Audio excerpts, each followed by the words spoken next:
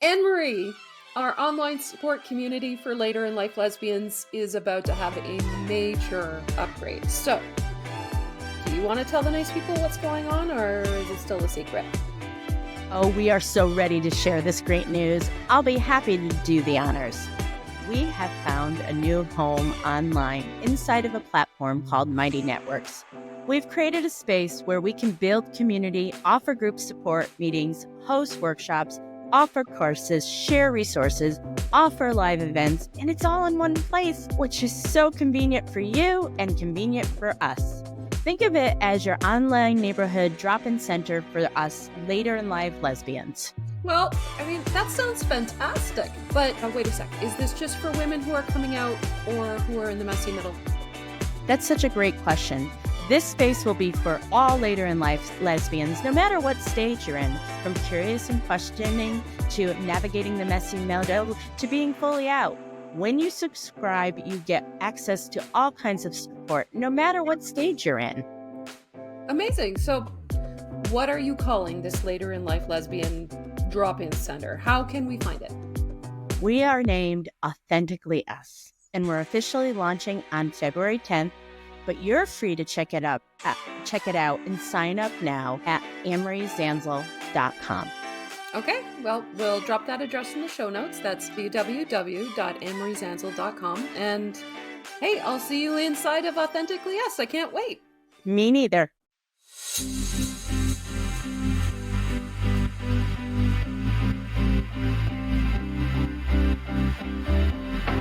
Hey, queer friends and allies. Welcome to Season 6 of Coming Out and Beyond, LGBTQIA+ stories. Here's your host, Anne-Marie Zanzal. Hi, this is Anne-Marie Zanzal. Hey, it's Barbara Rowlandson. How you doing today, Anne-Marie? Doing really good. I am trying to focus on things that are happy and positive right now because, as you know, in the United States, it's an effing shit show. Yes, indeed. Yeah, so I'm really focusing on the positive things. I'm noticing the small joys. I'm a big practitioner of mindfulness, so I have been very, very mindful to take in the small joys of life. Like, for example, last weekend I went to a basketball game with friends. And as you know, and I guess I can let the cat out of the bag here, my daughter is going to have a baby any day now, and so it's my first grandchild. So excited about that. And so I'm just taking, she's so adorable. And I'm taking that in as well. We're going to be flying out to where she lives in a couple of days. And so I'm really, really excited about that. Yeah. So that's what I've been doing lately. And, you and I are on a mission to help more women this year and to help them at all different price points. So both Barb and I basically have been working our asses off to make that happen for you all. So how are you, Barb Rowlandson? Well, I'm super duper busy as usual, but feeling pretty good. And it's something hearing you talk about, like, hey, I'm just trying to be in the moment. Yeah, I mean, there's a lot of bad news out there right now. And okay, Anne-Marie, I'm gonna mess it up because you know me. I mess this up every time. But that serenity prayer. Yes. Lord, help me to God grant me the serenity to accept the things I cannot change, the courage to change things I can, and the wisdom to know the difference. Thank you. I don't know why I can't ever get this straight, but somehow in my head, I just have an awareness about this like all the time. I think about that serenity prayer every day, and I'm not even a person of faith, but it really helps me to focus in on the things that I can control, because I can't control the bigger picture stuff, and the bigger picture stuff is worrying, but all I can do is, help myself and the people around me and make the world better for the people who are in my sphere. So sometimes that looks like caretaking. Sometimes that looks like doing some self-care. We've got a provincial election coming up. It's this week. So that means exercising my right to vote. Mm-hmm. So just doing the things that I can do, because what else can you do? Right? You want to share your big news on the podcast? Oh, If you don't, we can just edit this out. Well, It's very great. exciting news. You know, a lot of times women, when they come out later in life, after the hubbub is over, a lot of times they pursue different careers. And I don't know if you follow Barb. I'm so proud of her. And so share your good news. Yeah. So some of you who are listening may know that I'm on the tail end of my master's degree And in counseling psychology. So I, will be able to hang my shingle as a registered psychotherapist later this year. Very, very exciting. Lots of hard work balancing school and work and family stuff. But I have to tell you, like, this whole program has just lit a fire in my brain. I am so excited for every new week, every new module of learning that we do every week. It's so interesting. I was inspired to go back to school because of the work that we do. yes, and I thought it was, and not that it mattered, but like, well, yes, it does matter. But I also thought it was really important for you to pursue this. I mean, Yeah. and Yeah. and you So, remind me of like when I went to seminary. It was like I found my people. And it sounds like you found, I mean, we all have, yes, our queer community is our people. Barb and I love the queer community. We are part of the queer community, but we have other communities we belong to. And so the counseling psychology community sounds like it's just a perfect fit for you. oh my gosh, I look forward to doing the work each week. It's expanded my base of knowledge. It's expanded my understanding of myself and other people. And it's certainly helped me to be able to better understand what's going on inside and the inside processes of people who are coming out later in life. I already knew intrinsically because I've been through it, and there were certain things I could help people with without this expanded learning. But now that I've had it, I really feel like I understand on a much deeper level, biologically, psychologically, and socially, what's happening to people who go through a big life transformation, like coming out. So my big news is that I secured my practicum placement for later. A few months from now, I'll be working for, I think it's one of the largest virtual practices in Canada. I think something like 12,000 people a year, and really leaning into hopefully, serving more folks from the queer community who beyond women who are coming out later in life, Yes. and, hopefully serving trans people, men. Like I haven't coached any men yet. So I'm so interested to see what's coming down the line in this next phase of learning for me. So yeah.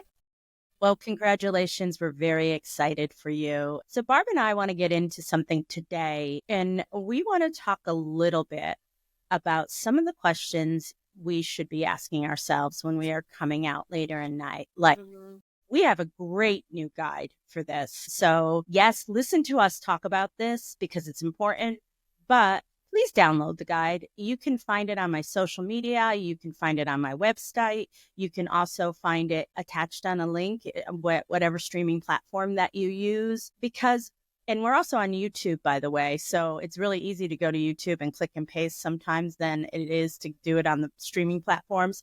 But please fill that out. Get this download. It is going to help you immensely. So what was it like when you were coming out, Barb? It was so hard for me.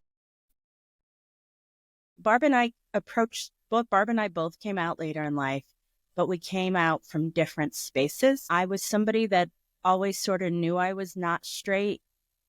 It wasn't until I was in my 50s that I started to accept that and acknowledge that about myself. And so I came out without a love interest. I found one pretty quickly without a love interest. Yeah, I'm partnered. I'm married. If you haven't listened to this before, I'm married to my wife now, and she is my first person that I was ever with. I'm very honest about that. But before I met her, it was I came out 3 weeks after I was ordained to be a minister in the United Church of Christ. So there's two parts of me that One of them is that, okay, it was because now my brain had freedom to think about something that I had been pushing aside for years and years and years. And then there's also that deeply spiritual side of me that says that God ordains your whole self, and God, gosh darn it, Yeah, that included the queer part. my whole self included my queer part.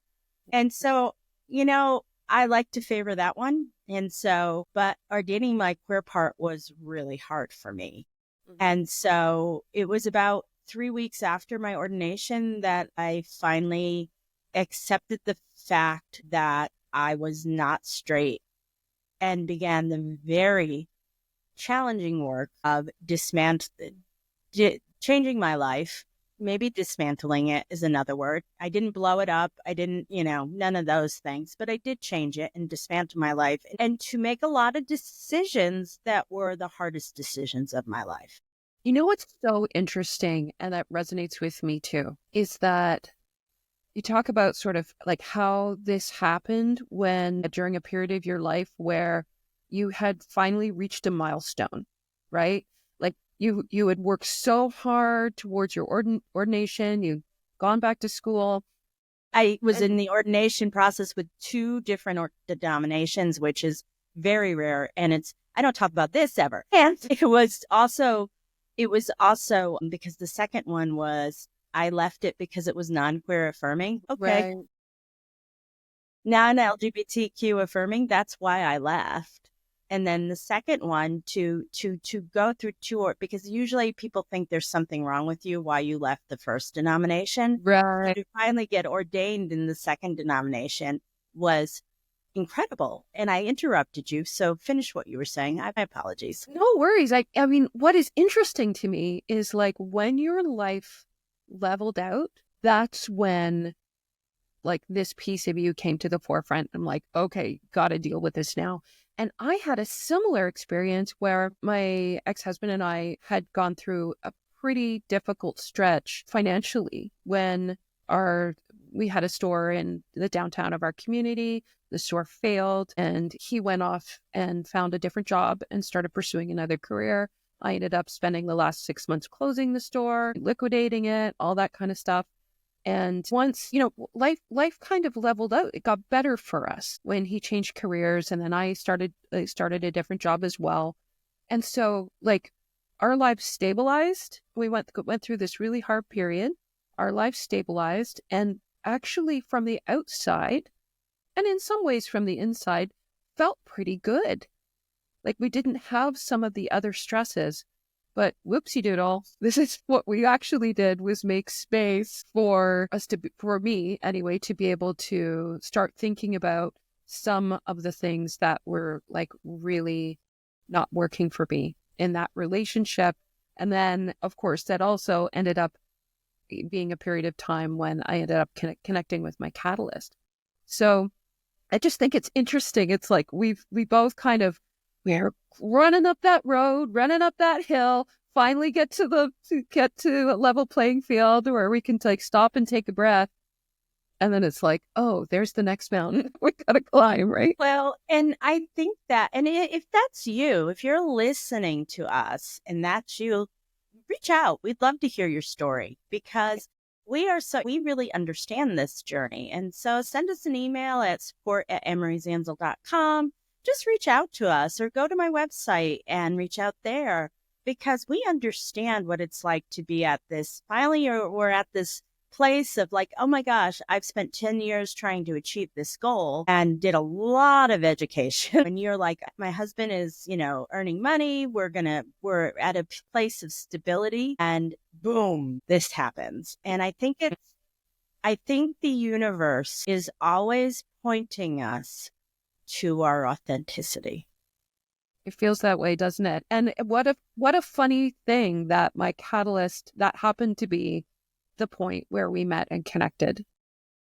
Like she could have walked into we lived in the same community for years and years and years, over 10 years. And I always kind of knew who she was, but we had never actually connected. And it wasn't until that point where things kind of cleared up for me that we did connect. And then of course, You know what happens in the whole Catalyst experience, right? It's like a tinderbox. It's like she comes along and lights a match and Right. And boom.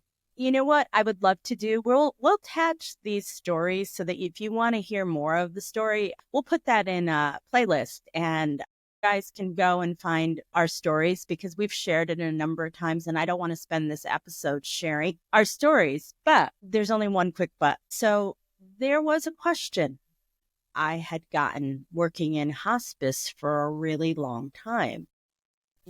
Before I came out, the years before I came out, a couple of things happened. I was working as hospice as a chaplain. I'm a clinically trained chaplain. I have done what is called clinical pastoral education, which means I did an internship and a residency in a hospital. And I went into the next level, which is supervisory. Decided that wasn't for me because I would rather work with people than teach people how to work with people. And I also knew I needed more experience. So working with people who are dying is very, very interesting because all the bullshit falls away. And people often do what is called a life review. And so I have heard thousands of people's stories over the years, and it is literally one of the honors of my life. It is something that I was always way before I was ever a chaplain. It was one of my natural gifts. People would always sit down next to me and tell me their stories. And I was always very, very curious about how other people live in this world. And so I would just ask them a million questions. And so when you ask people questions, they talk. They will make meaning out of it. And I found is that people didn't regret the things they did. They regretted the things that they didn't do. Say that again. That deserves to be repeated. People do not regret the things they've done. If they've regretted it, they make meaning of it. They regret the things they didn't do. It's a truth bomb. It's a mic drop truth bomb. So that early summer in June of 2016, I just had been ordained, had just come out, and I started to ask our number one question in our download is, am I going to regret this? At that time, it was just, if I don't sleep with a woman, because I was still awash in compulsory heterosexuality. So for me, it was at that point, I just want to experience what that's like. I am curious. I was just curious. And so I was like, I've got to go do this. How about you, Barb? Did you have that question?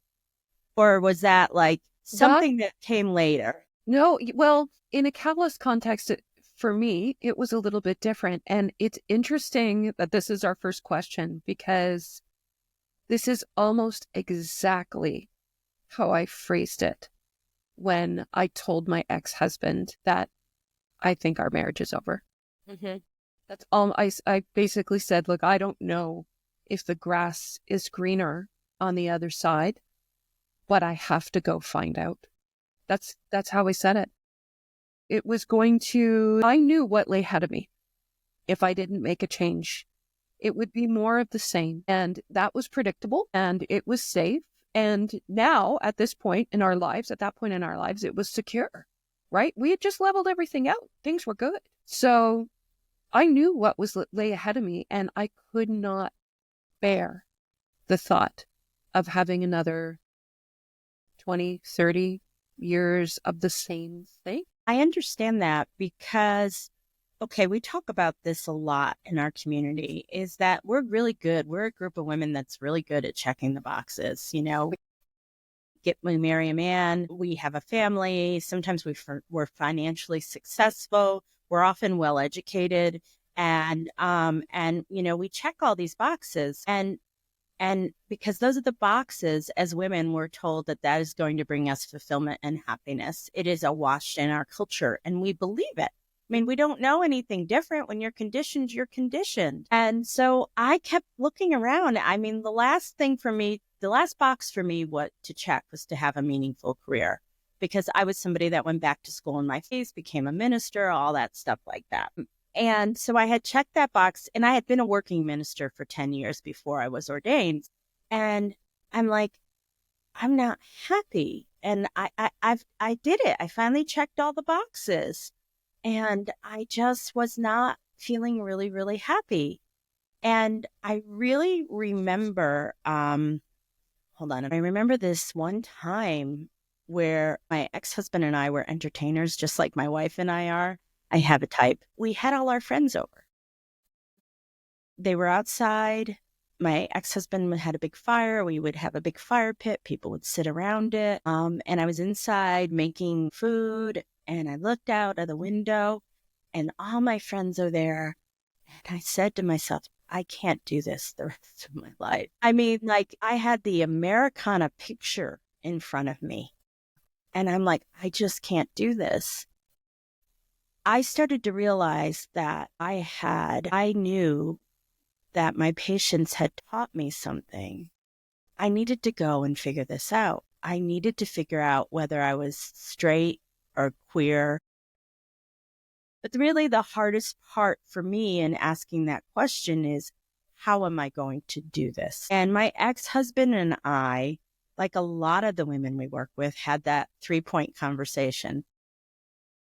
We could do a threesome. And I said, if I sleep with a woman, you're not going to be there. So that's a real big clue for you all.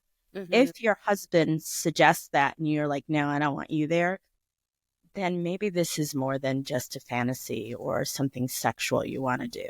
Right. That's just one of those things. The second thing is we talked about polyamory and open marriage. And luckily, both of us dismissed that pretty quickly. We talk a lot about open marriage and polyamory, and it isn't a Band-Aid. And so a lot of times people try to use it as a Band-Aid to keep their marriages alive. But once you tell your spouse that you are not straight, inherently, that changes a lot of things in your marriage the way it was before when you both assumed each other was straight. And so I just didn't want to do that. And so deciding not to do that led me to actually our next question. And the second question is, do I feel like there's a missing piece in my life or something is not quite right? A thing that you can't quite put your finger on. It's just under the surface. You know it's not quite right. It's interesting when you tell that anecdote about the party. You probably in that moment at the party didn't know why that didn't feel good. Well, I knew something wasn't quite right, but I'm like, I don't know I didn't connect my queerness to that. Bingo. I remember having a very similar experience not long before things started to change in my marriage. And I'd gone to a party at a friend's place. And, the men were all in one room and the women were all in the kitchen. And the women were all complaining about their husbands. And I remember thinking, is this all there is? Is this what we do? Is this the rest of my life?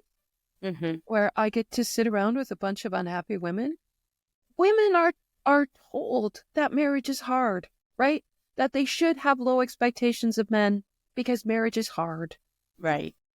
And I remember thinking, like, this isn't right.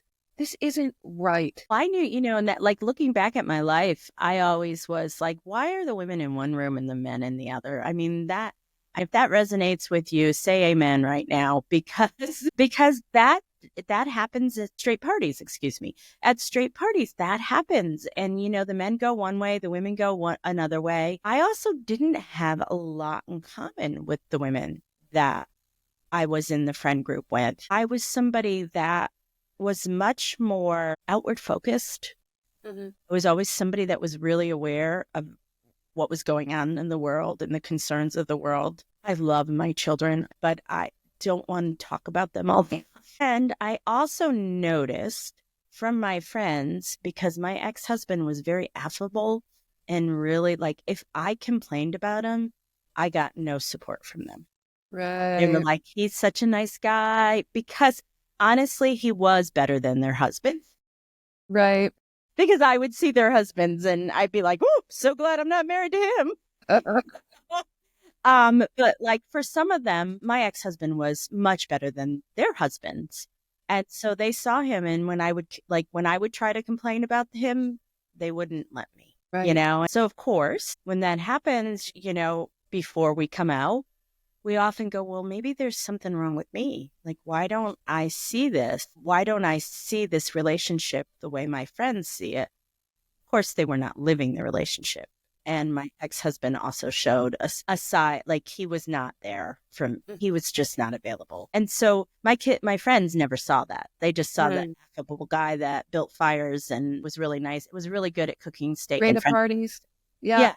Yeah. Yeah. It's interesting you say that because the type of grief that we experience in this coming out process is disenfranchised grief, Mm-hmm. right? Mm-hmm. It's grief that nobody understands and except us. And except the later in life community.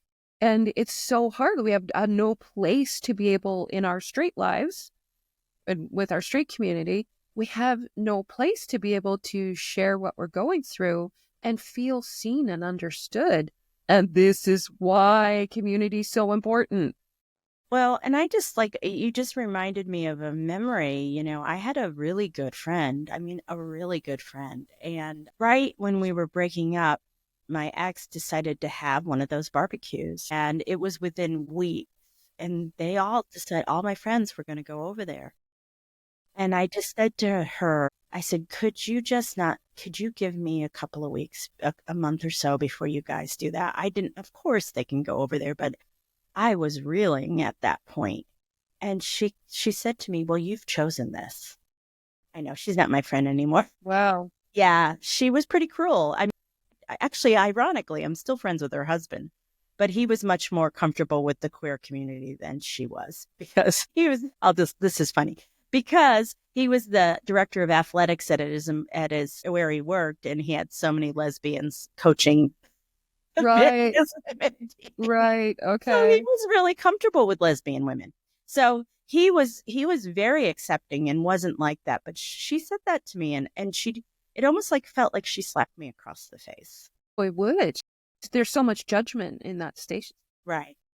And so you're right, Barb. I think that one of the things is that, even if you have much straight community than I do, they don't get it. They do not get it at the level that women who've come out later in life, the way that Barb and I have come out. They just don't understand. And if you're in that space of having people not understand, that leads us to our third question.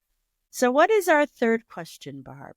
Our third question is, can I think outside the box of heteronormativity? That is the hardest one.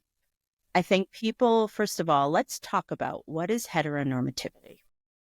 Heteronormativity, I would define it as rules and expectations that are laid out for us since before we were born about who we will be and who we will choose to spend our lives with.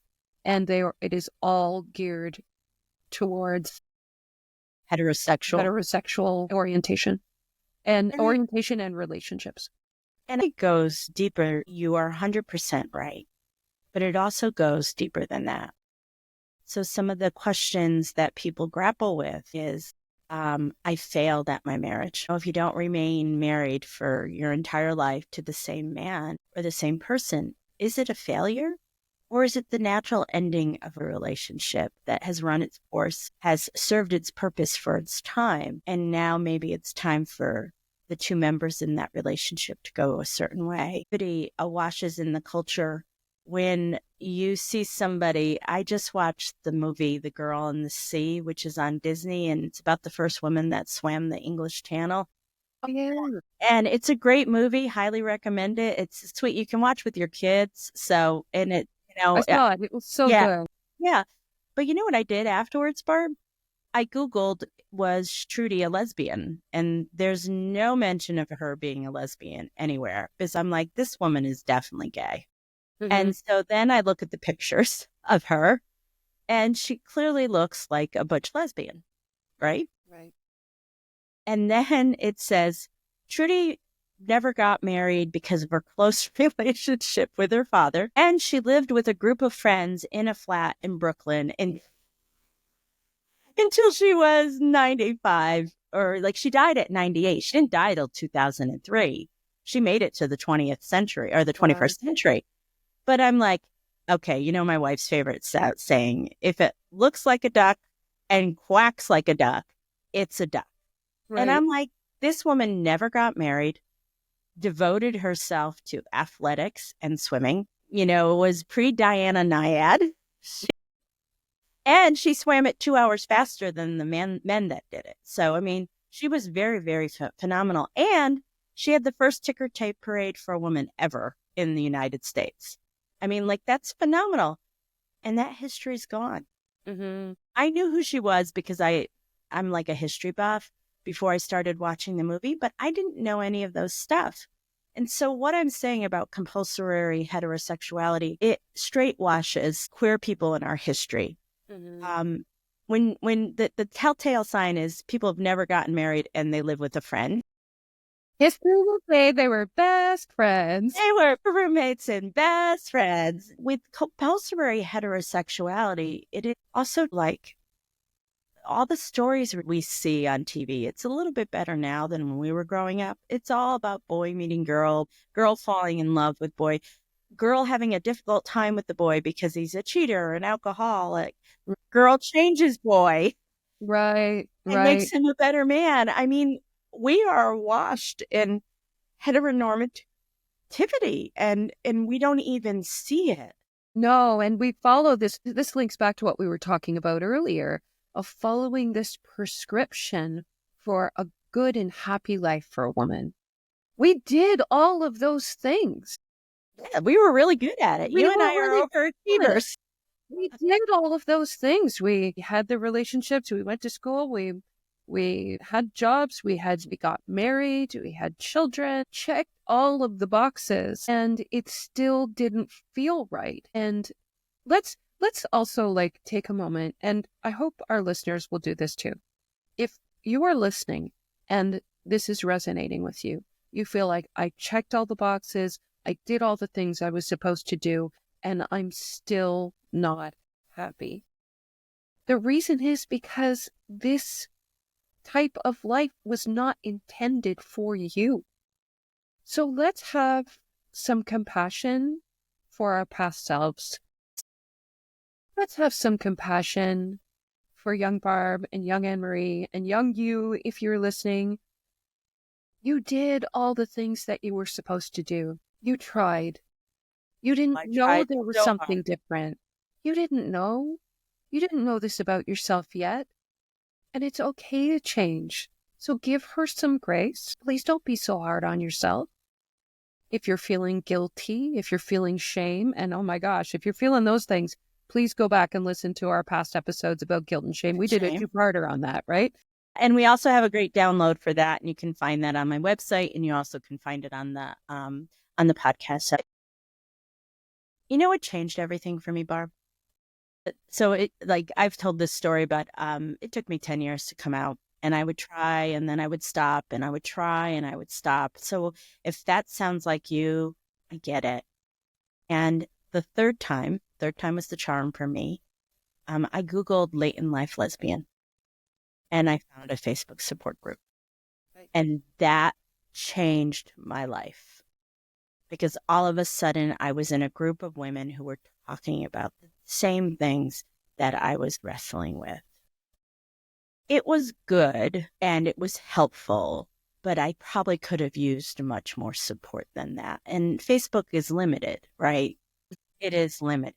It's one piece. It's one piece of we have sort of a 3-prong formula for supporting women who are coming out, and community is one of those prongs, right? We call it shared common humanity. And that is one of everything we do are based on our foundation of self-kindness, shared common humanity, and mindfulness. We use all three of those to work with the women that are coming out later in life. And so one of the things is I've had big Facebook groups, communities for years. I mean, I've started my first one in 2018. I've had it for 7 years, and I have become increasingly distressed with Facebook and not wanting to host my communities on there because it is a toxic environment It is very dismissive of the queer community. It is letting people say horrible things. The things people say to me on Facebook is unbelievable. I mean, because I post a lot, I get a lot. If you follow me on any social media, I always take down the really negative comments because I don't want people to be scared, because I know that they're looking at me and what I do. And when I get the hate at me, I think that makes people scared for themselves, not for me, but for themselves. And I take those comments down, but I get a lot of awful comments. And I'm like, what am I putting myself in this toxic situation? Yeah. And I'm like, our women deserve better than this. They They do. deserve better than Facebook because we love them and that's who we serve. That's why we started Authentically Us, right? Right. It's a much safer space. There's no trolls that are going to find you on there. It also, like, Facebook's recent changes to their policies about hate speech don't protect folks in the queer community anymore. It's so wild to me how they've done such a, 180 from, like kicking the orange Cheeto off of the platform and like not supporting him to now supporting this administration and making changes to their policies so that people can say things that aren't true. People can openly malign folks in the LGBTQIA plus community and face no consequences for it. Really, it's kind of a catalyst. Speaking about catalyst, it's a catalyst for us to make the move to a space that is much safer. So Mighty Networks was perfect because it offered us everything you need. Space, right? But there's also like so much more capability within there to be able to offer things to our community, right? Right. It's, Authentically Us is for late blooming LGBTQIA plus women. What is great about Authentically Us is that we can create spaces in there. So we have spaces in there for people who are just questioning. We have spaces in there for people who are going through the divorce, either through divorce, contemplating divorce, or after divorce. And yes, we have, like Facebook boards up there where you can comment and talk to each other. But what's so amazing that we're creating in there is that we're going to have all the content that we've been creating over the years, all our access to our podcasts before they come out. Also, support groups. You will get the support groups, which for what we are charging, you will not find this anywhere else. It doesn't exist anywhere else. It doesn't exist. I know because I've researched it for putting together a lot of our materials to be able to talk about this platform. I think I told you about this, but so I went into ChatGPT and I said, I'm really looking for support that is specifically for women who come out later in life. What's out there? And the only thing that it turned up, it gave me a bunch of solutions. The number one solution pointed me to you. So congratulations. Yeah, good work. Let's do our happy dance. And the other solutions they offered were a lot more generic, like, hey, you could try Talkspace, or you could try BetterHelp, or you could try this midlife transition person who helps women in midlife transition, but they're not LGBTQIA plus specific. Like, it gave me a lot of sort of okay solutions, but the only targeted solution was what you offer. And I'm so proud of that. We've worked really hard with that. Besides me and you, we have our website guru, Anna MP, who has worked really, really hard to SEO optimize, because both you and I understand what it is like to Google in the middle of the night looking for something, for anything that is going to help with the very complicated feelings that we're having. And so I was very intentional not to build my business on a social media platform because, one, you never know what's going to happen. And also, I'm so proud I did that now, considering what is going on in the world with the social media platforms. So Zanzal is always going to exist because it is on the internet. And as long as the internet stays to be the place that if it doesn't change, you will always be able to find me. And what Barb is right, there is nothing out there like Authentically Us.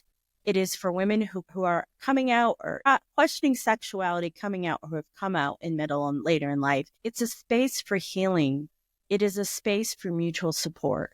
It is a space for education, but most importantly, it is a space for connection with others who are having a similar experience. And there is no other space, no mental health support, no other platform so devoted to this unique challenge of later in life community. Mm-hmm. So we're really proud of what we have been able to accomplish. Lotus Community Coaching, which is our premier model, is not affordable for everybody. And we knew that. But we have to make a living if we're going to continue to offer this. So luckily, the women that have supported us in Lotus Community Coaching have also supported you. So if you've met anybody that has gone through Lotus Community Coaching, thank them, because their support of our work by employing us to help them through this journey has allowed us to move on and to create other things. If you are somebody who is in Lotus Community, I want to give you a big shout out for supporting your sisters who are going through this right now. So we do offer a free week for you to start, and we charge $35 a month, which is phenomenal. Unbelievable to me. And I really hope we can encourage more people to join. I think we're getting close to about 40 members now, but we're almost at 50. my gosh. Okay. Well, I need to keep better track. We've had 6 people join this week. So we're almost at 50 now, I believe. Amazing. I have such dreams for this community, but let's talk a little bit about the $35 fee. Like, to be able to access everything that exists within Authentically Us. First of all, can we just underscore this? There are live virtual support groups multiple times throughout the week that you can attend. And these are very similar to this kinds of group support that we offer in Lotus Community Coaching. Except they're more specific. They're very specific. So it's like themed around curious and questioning. So if you're questioning your sexuality, that's a great group that you can attend. There's also some support groups for people who are going through the messy middle and the divorce process. So if you're on it, we do mindfulness. We do a meditation group every Monday, Monday at noon Central Time, because the goal is to teach mindfulness and meditation. And one of the ways you reach mindfulness is by practicing meditation. So we do a meditation group. People love the group. And also Barb is going to be offering lavender dating coaching, like lavender dating groups. So we are going to start offering that in March. So giving you the opportunity to ask all your dating questions and getting your dating support and stuff like that. And so we are offering small tailored groups. And what's really cool is, like, I did one on Monday for the divorce support, and we had 7 women in there. That was wonderful to have a group like that. And so I'm an expert small group facilitator. I've been facilitating small groups for 20 years now, way before the internet, way before any of this stuff. I used to do grief groups in my old life. And we are very intentional about creating safe spaces. And so if you're like, groups, that scares me, come to a couple. Join for a week, come to a couple groups, and see how safe you will feel in those groups. Because Barb and I trained Barb how to run a support group. So we're both experts now. I mean, Barb has been running support groups with me now for 3 years. I love group work. I love group too. Let's talk about the price a little bit. $35. Now, if you've heard that price and say, I can't afford this, tell me about that, Barb. Like, let's think outside. Like, what is $35 a month? What is $35 a month? Well, I mean, it's easy to spend $35 on any matter of thing. Like, I think when I was writing a list of what's $35, a bottle of shampoo and conditioner, that'd be $35. Really expensive shampooing. Well, you're using Suave and 5 bucks, but apparently Barb uses very expensive shampoo. No, it doesn't look like it today, but what else? 2 lattes a week at the Starbucks? Absolutely. That's actually, I would say that's 3 weeks. In 3 weeks, if you get 2 lattes a week, you have gotten to the place where you've spent $35. Mm-hmm. New book? tank of gas in your car, Mm-hmm. a bouquet of flowers. If you and your partner or you and a friend go to the movies, easily $35. Yeah. And all of those things are wonderful. All of those things are wonderful, but they don't help get you to the other side, which is figuring out your sexuality, figuring out how to recreate your life that is better suited to you. Like, sure, a bouquet of flowers makes you feel great in the moment. And if you're looking for support, if you're looking for guidance, chances are if you're listening to this podcast, you're going through it. Something is happening within you and you need help. Mm-hmm. And to get help, it can be expensive. And believe me, I am not dissing therapy. Hello, like counseling psychology degree here. Like, I'm not dissing therapy. Therapy's wonderful, but it's also not accessible for so many people. Just to go onto BetterHelp or Talkspace, and these are accessible for therapy, virtual therapy services, you're going to be spending anywhere between $200 and $450 per month to be able to get weekly support once a week with a professional. Okay. And it may not be competent support. Exactly. Because it may be thoughtful support. It may be someone, I've had a lot of people complain to me about their therapists and say they want to talk about my childhood. And yes, I know that's important, but I have other things I want to talk about. Well, And yeah, it's a luck of the draw when you use some of these services. And again, I'm not dissing them. I found my therapist on BetterHelp. Loved her. She recently passed away, but I loved her. But it took me a couple of tries to get to her, because even though the therapists that I was choosing were saying that, they're LGBTQ affirming, not all of them were part of community. And even the ones that were part of community didn't have an appreciation for what the later in life experience was. This is where we are special, because you and I are both later in life lesbians, and we're both in mental health. And we're both professionals. This is, we were professionals before we ever came out later in life. And so we are professionals, and this is what we do. And this is what we do full time. And so we know this experience inside and out. Recently, one of our clients commented about our Lotus group. We have a platform on Lotus Community Coaching, which is educational. And one of them said, there were downloads I didn't know I even needed. Right. And this is the thing. This is our jobs. This is what we do full time. This is our niche. This is our niche. We know this inside and out. And I'm going to say that people move faster and with more confidence on this journey with the support of Barb and I, but also the support of the community. Exactly. And so we really highly encourage, if you're listening to this, even if you're like, hey, I'm not, straight, join the community. You'll learn really quickly, because if you join that community and you spend a month or two in there and you're like, this isn't for me, you've got your answer. Yeah, no, you spent $32, like to have access to the information. And if you come to a decision one way or another, that's fine. It is low risk for high value. Yes. So that's what I think I want to say the most. Our community is risk adverse. I think you hit the nail on the head. What did you say? Low risk for high value. Yes. So we hope to see you in Authentically Us. Thank you for listening to this podcast this week. So excited to share everything with you about this later in life journey. Download the guide. Super helpful. I mean, Barb and I talked about the 3 questions, but the guide goes so much deeper into them. And download the guide. Join us. Continue joining us on the podcast, and come and join us in Authentically Us. We're a lot of fun. And so come and join the core group that's been there since the beginning.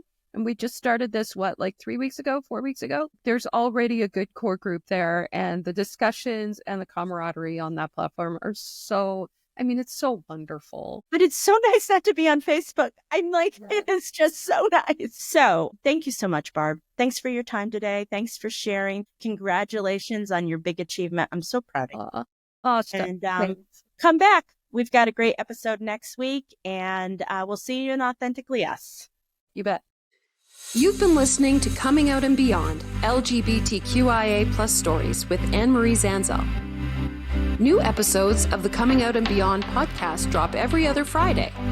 You can tune in at Apple Podcasts, Spotify, Google Podcasts, and at annemariezanzal.com. Be sure to hit subscribe when tuning in so you never miss an episode. And for more resources, articles, videos, and a free downloadable guide for coming out later in life, visit annemariezanzal.com.